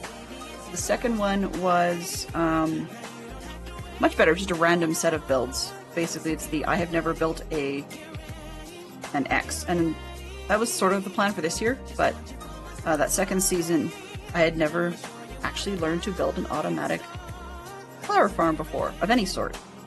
So I started with the Java ones, and of course had to, as you do, hunt all over Heaven's Half Acre, because Java can't do flower farms just anywhere. You've got to do them in specific biomes. So I did that, and then I had a flower shop, which was great until I decided that I would offer to do the post office that year, along with my flower shop. And the post office was over-engineered and overbuilt and square or rectangle. Yeah, well, I didn't even get into redstone in Bedrock. Not more than absolutely necessary. Like, if it didn't behave the same way as it did in Java, then I just generally didn't build it. But yeah, so season 3 I did Bedrock. And the season 3... grab bag 4. Season 3, that's when I did the firehouse. And it ended up being a firehouse, a generic iron farm, sorry.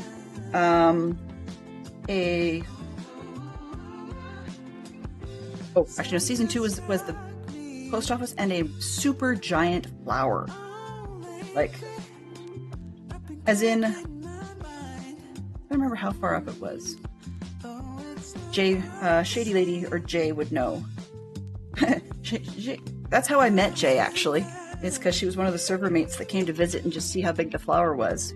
And then we had an accident with a creeper, because I had a support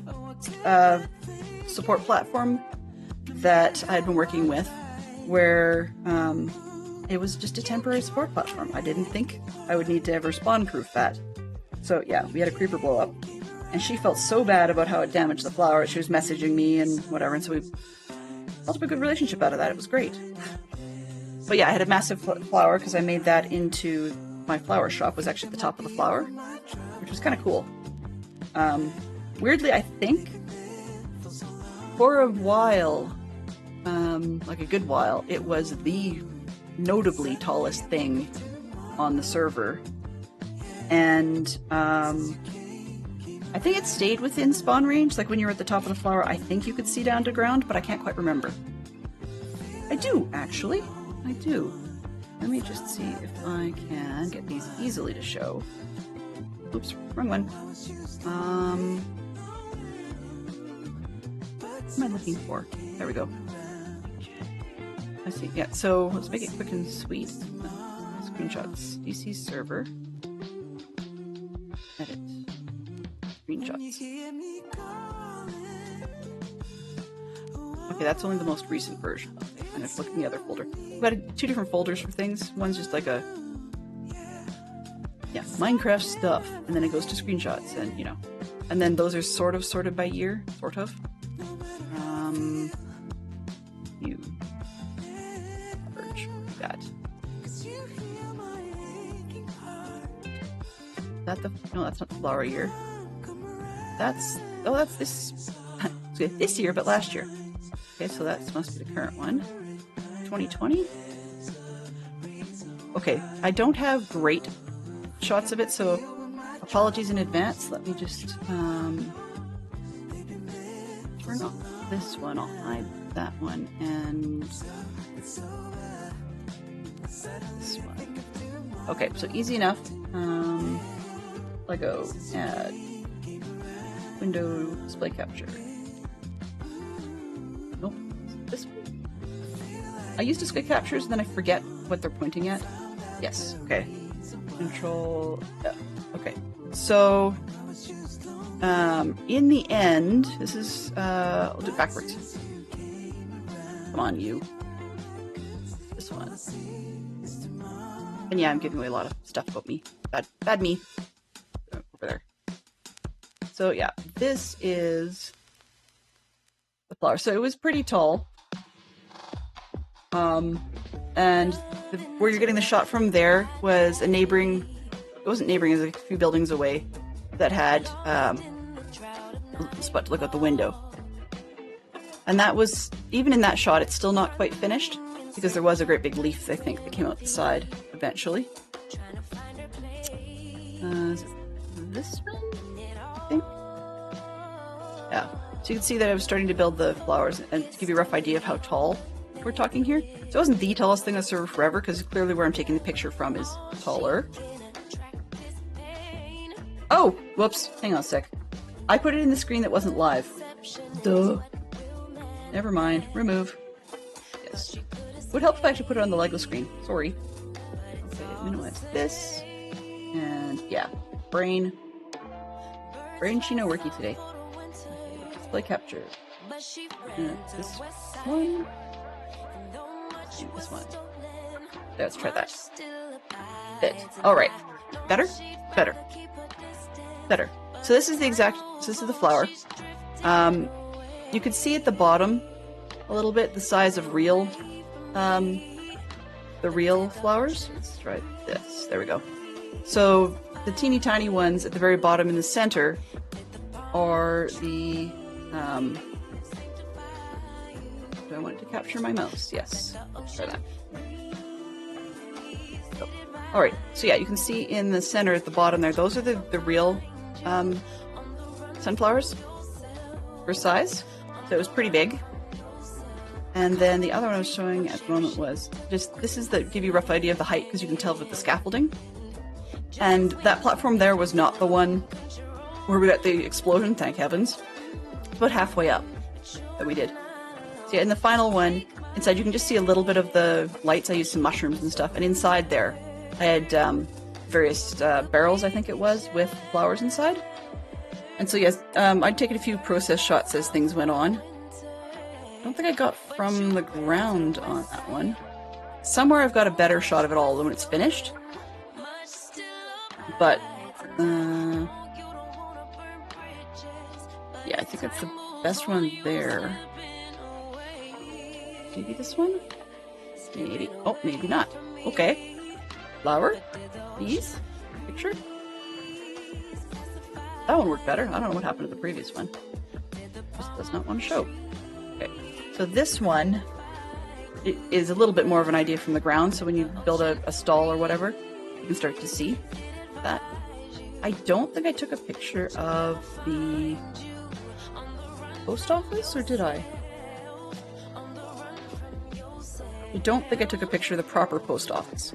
Let's see, just quickly.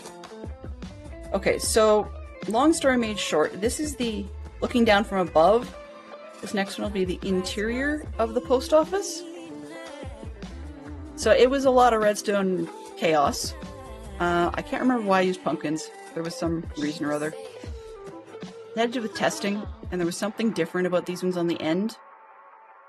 But, yeah, I just never got around... Oh no, I did end up fixing them. Yeah, this is just before it was finished. So, the long story made short on the complication for that one. It actually is... Do I have an in-process one? Okay, yeah, this one will work. Alright. So basically, I had decided to do a security system. so what you see in here, is this the other side? Okay, so yeah, the door, there's actually quite literally a platform and a door, okay? And people will retrieve their items at the bottom. Here it is. Where's the other one? Oh yes, the flip side. Wait, literally, that is a mirror shot. What the heck? Why did I do that? Okay, I don't need that. Okay, well anyways, the point to the whole setup is that on the far side, there's a spot for a chest or whatever where you put in a token. So when people come to deliver mail, they'd go up to the second floor. Then in this top chest here is where they would drop whatever it is they wanted to mail you. And it would drop down in here. Okay? And yes, the cheaties reminded me there was a way to get to it because of the way slots, little tiny shapes and slots work. But we all pretended that wasn't the case. So then hoppers and stuff like down here got locked so that they wouldn't pull this stuff out from the chest. And then you would put in a token on the far side. Do I have that mechanism? Yeah, this one, I think. Sort of. That's the flip side version of it. But anyways, there was a system with the tokens whereby whereby you put in your token into, which ended up being in a sensor? I can't remember exactly. But what that did, let's get back to going with the thing. This one. You still can't see the other side. Okay, so yeah, it would drop it. Basically, you'd be looking at. Trying to figure out here, how did I actually make this work? The effect in the end, pretty much, was that you put in a token. If it matched what was in the filter, then the all the hoppers would get unlocked, and your stuff from the upper chest would move down into the lower chest, and that would allow you to retrieve your mail, right? And it would spit your token back out again. And then so people would have a semi-secure post office box. That was the notion. You can see I was still working on it because there's a bed in there. There normally wouldn't have been. But what happened was I got myself a little bit tangled on some of the pieces. And part of the reason it never took off was, first off, that year, as people joke about, more people on the Java server, yay! Yeah. This was actually undershooting, and you're not even seeing all of them. I think there was like 27 or something, all told. But this, no, couldn't have been an odd number. But anyways, I was undershooting the number of people that were registered and whitelisted for the server. But then we used maybe 2/3 or maybe 3/4, I think, of the first side. The one that's on the left in this picture. And that was it. I honestly thought there was more people. And because it was early in the season and more people tend to join over the season and so on. And I thought, okay, well, if I ballpark for the number of people whitelisted to the server, and 98% of those were active at the time. So then I thought, okay, that's great. Everybody will have one. Yeah, the same thing happens there that happens now, where if we know where your base is and we've got a light trip, we're just going to fly. There was a lovely train system that year. Once again, courtesy of Brian, aka Stoner Miner. So people used the train. It was just a lot easier. So yeah, this has never happened again and never will happen again. Because I'm not an idiot. I learned my lesson. I learned my lesson well. And it's not going to happen again. But, my big thing that I whined and cringed and whinged and complained about that year was the flower. So, I mean, doing the flower was a whole heck of a lot of work. You can start to see the stairs. I was trying to do the spiral staircase on the inside and stuff like that. And so, yeah, I could see the insides. It was just kind of crazy.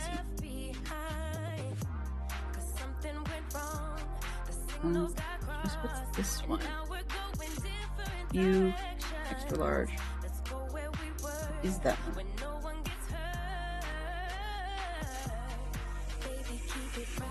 Anyway, so we don't have secure mailboxes anymore for that reason. That's kind of crazy. Yeah. this is last one. So that year's spot. This is from standing on top of the top edge of my flower and looking down at the shopping district. I think, I can't remember where I put the post office. I think it was off to the right here somewhere. No, that's totally fine. That's fine. You know, I'm a Minecraft streamer who does Legos some days, as opposed to the other way around. Tough. I mean, I'm slowly becoming a bit of a variety streamer only because I can't stay mega focused on the Minecraft. Part of it is just, as we've talked about, getting fired up on the projects. I don't have enough current ones in my brain that I want to keep. I'm trying to see if I had enough. Did I not? Yeah, the post office quite literally was across the street from the flower. Which is kind of funny. I could be in the flower shop and watch people and get their post office mail. So, this is for now. So yeah, basically all that to say that, interact. There we go. I can actually see what I was doing. So anyways, where I was going with that was just to say that, yeah, I built big. I learned a lot about redstone that year. And so when I went into Bedrock and some of it was different, I figured, okay, well, you know, for the purposes that I was using, the Bedrock stuff was close enough. But where it wasn't, I either A, did not care, or B, just decided, oh, well, I've got other ways of doing it. Or C, more commonly, by the time I'd figured it out, people on the Bedrock server had done it all. So I thought, okay, well, fine, then I will start working on my building techniques, or building skills. Yeah, well, that resulted in a Ghostbusters tower, which I wanted to be far too accurate, so it was a huge waste of... Well, not waste. There was some huge amounts of wheel spinning in between, just because I wanted it to be looking as movie accurate or realistic accurate as I could. I did not end up designing that one. I learned a lot from somebody else's designs. So yeah, that was that, and then I built the other thing. The third piece was I got all gung-ho about doing a campground. And I got one site built to my satisfaction, and then petered on that one. Can't remember why. Oh, I know why, because I suddenly got fired up about doing art out of carpets for the Ghostbusters thing, which ended up, I did the math shortly after the season was over, and it turned out that the Ghostbusters logo carpet art I did that season ended up being more square blocks, sort of like square footage blocks at the bottom, than my Iron Farm Bedrock style, plus my Fire Hall. So yeah, lots of learning that season. And I said, okay, well that's great, but as far as my comfort goes, people on Bedrock were so incredibly creative, that was great, but I just didn't feel that my knowledge of Bedrock was strong enough to fit in well with the people who were going ham on some of their builds. So I'll be honest, I ran away. This is gonna sound stupid, but I did. And by doing so, I just went back to the Java server because, yeah. The thing I am proud about with, I just think about my style felt better, or fit better, but my thing I am proud about that I did on Bedrock that year was I did the large chest with a carpet, and the carpet was semi-modeled off of, what is his name? Carpet, I guess? From the cartoon Aladdin? I don't know if I have pictures of that one, or if they're even worth looking at. This one? 20... Oh shoot, no, I have no retrieved screenshots from 2021. That's sad. Okay, well, somewhere in the bowels of my Minecraft stuff, I may have pictures of that. If I find them, I'll put them on Discord. Yeah. One of the things I find is, to some extent, Bedrock to me feels a bit like a quite literal go big or go home. it's not just the community we have, but as in it looks like it just feels like I'm very ham-fisted while I'm over there, and that I can't actually successfully do things. I had a lot of deaths that year that were not player-related deaths, as in, PvP or anything like that. There was an awful lot of that. But hey, I think that was my first group dragon fight.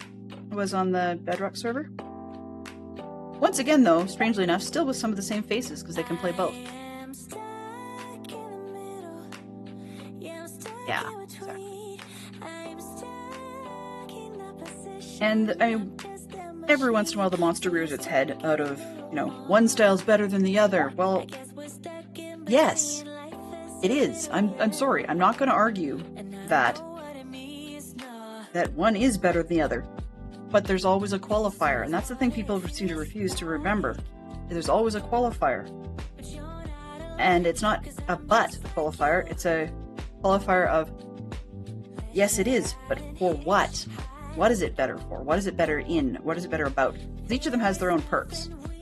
You could come to full parity, but I think something about the vibe, at least in our community, would still remain different.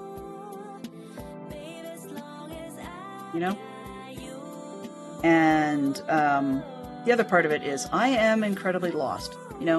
Coordinates are great. You can turn on coordinates in Bedrock. Some servers let you, some servers don't. But I get incredibly lost.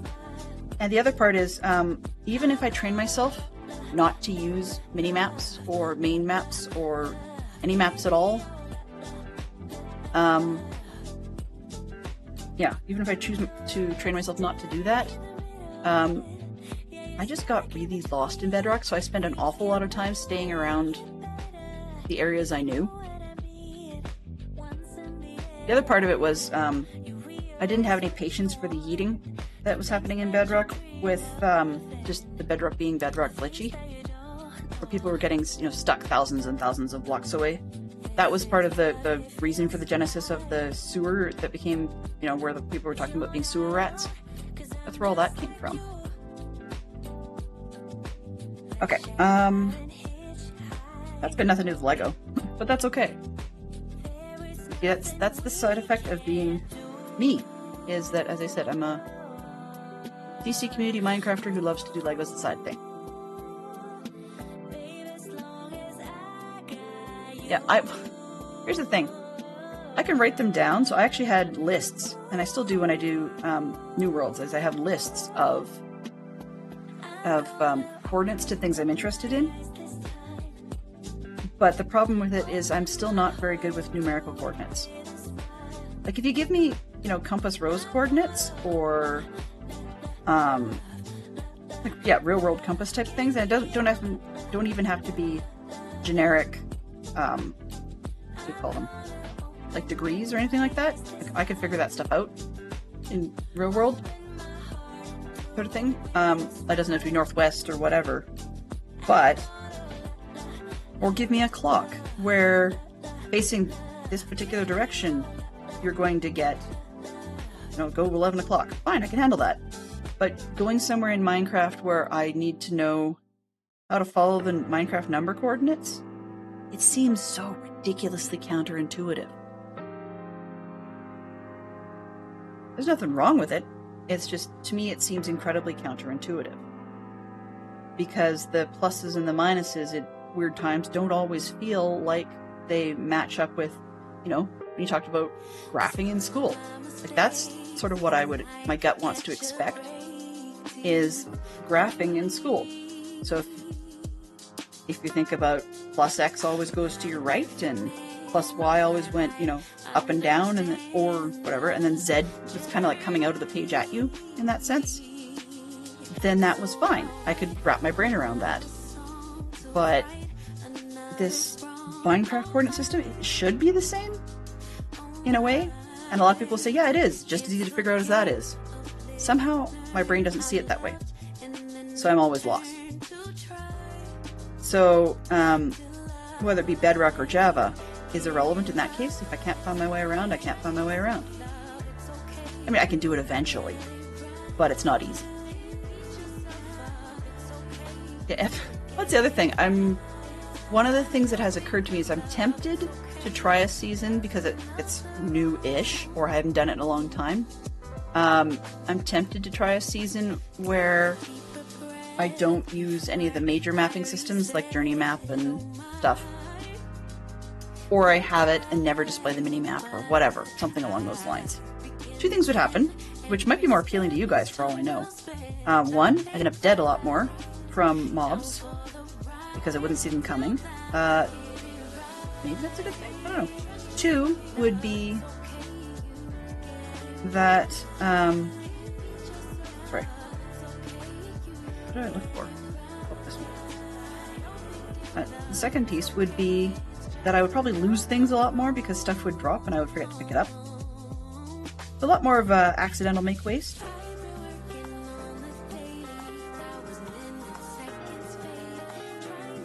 I mirrored it. So that's another possibility. You never have enough supplies because you drop things and you forget about them. Or you don't pick them up within 5 minutes and they despawn. So I'm tempted to try it without that, but just to go to add once again, a different quality of life add-on, but just like a better F3 that highlights things so I can actually find what I'm looking for a little bit faster. Partially for the purposes of streaming, because I don't think people want to watch me popping into F3 and then scrambling to figure out where everything is. But also just trying to be able to actually see what I'm looking for. I was going to stop at the top of the hour for a 2-hour stream instead of going 3, but let's just see how long. Oops. We just started something here, so see how far this goes. So, is there any? So let's get to the end of 64 where this connects on. That's a good sort of stopping point.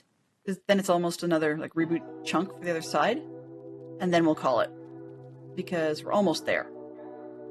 So maybe another 15 minutes or so, I guess. That's just a guesstimate. Fantastic Sherlock Fox probably wants to know just with relation to, scheduling for the fact that our son's still home from school, still sick, and now it's probably turned into a sinus cold. So he's legit sick. And also we're going to be needing to deal with lunch, and we've got a bunch of other activities this weekend that need some more work done to prep for them. So we'll have a bunch of that to deal with. These go here. So yeah. Though on the Minecraft note, before I get off of that, because we're almost done, like a couple seconds away. Monday. So at this time, I'm probably gonna have a Monday stream. No guarantees any day of the week that any of the streams will exist, but generally, I'm intending to have a Monday stream. Assuming my brain will cooperate, my intent is to run around and do the business end. So you've seen some of those builds, the flower and such. Those will become part of, not the whole area, and certainly not the mailbox, but like the flower, for example, will become part of my, as yet not started, but intended,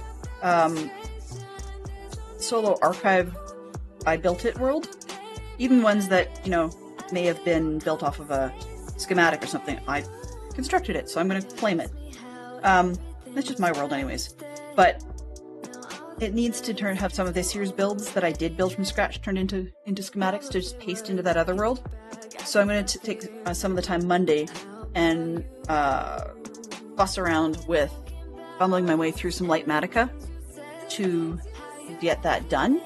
And then if we actually manage to get that done, or if my brain kicks out, as in says no way, no how, then we'll go back into probably some bingo of some sort. I don't know whether it'll be blind or not. We'll see what the timing looks like or where my head's at. And then Tuesday will be another weird off-band day because it's another one where we've got collisions. Okay, so other people on the stream team are streaming in the same window. And so that's another opportunity, I guess, for me to try again with some Manor Lords or some Sea of Thieves. If I can get Manor Lords consistent, then that we'll get one day, and Sea of Thieves will get another day. or I might ditch one or the other of them for some Endless Ocean. I don't know. But Monday will be getting some of these schematics done just to get it out of the road, and then that part's done and people can, you know, do what they do, because I won't be behind on my collections of schematics. Because I have to do that work anyways, but I might as well do it while the server's live rather than waiting. But that's where we're at. Okay, so all of that we have got. So I will just bring this 64 page piece, scroll right back to the beginning, pull that out of the way. Oh boy, 26, 20, 14. We made some good progress, I guess. So this is where we are aiming to get at the end, is right above my finger. The set 76416 Harry Potter Quidditch set. Yeah, and there's enough short sections that if people want me to finish it during the week, just claim your, 5 minutes of Lego build and we'll keep on going. Otherwise, we'll finish it up next week.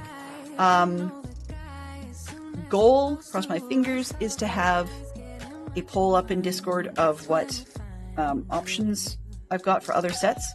Most of which are Potter related, but some of them are not. So, or one or two of them is not. So yeah, that's it. We shall join, I believe, Wolfen already in progress. I just want to double check and make sure that they're still up. Oops, wrong button. This one.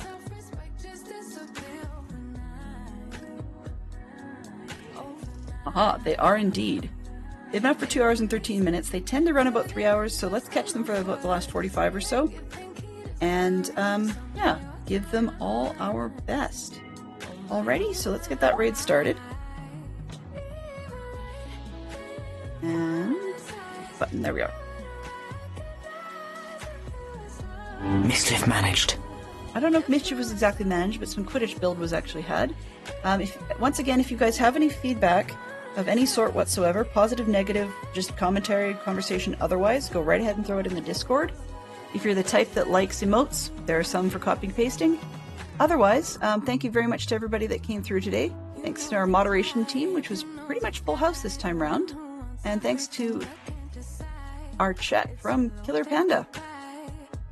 So extra special thanks to Mama Bear for being Johnny on the spot this morning, and to Neon for being Johnny on the spot as well. Yeah, that should cover everybody off. So let's head on over to Wolfen, give her our best. You guys have yourselves a fantastic weekend, and I'll see you next week. Bye-bye for now.